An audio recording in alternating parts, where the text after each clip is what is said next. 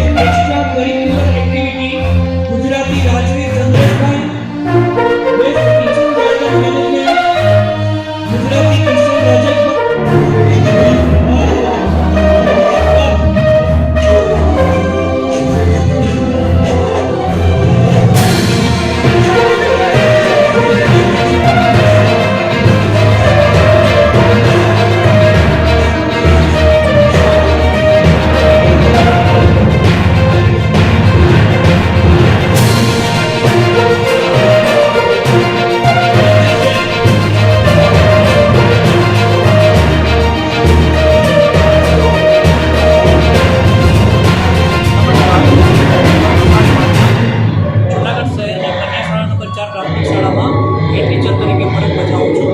આજે અમારી શાળામાં શ્રેષ્ઠતા સન્માન સમારોહ એટલે કે એવોર્ડ સેરેમની હતી, જેમાં 65 કેટેગરીમાં એવોર્ડ આપ્યા અને પ્રથમ, દ્વિતીય અને તૃતીય નંબર જેના આવેલા છે એને પણ આ ઇનામ આપવામાં આવ્યું।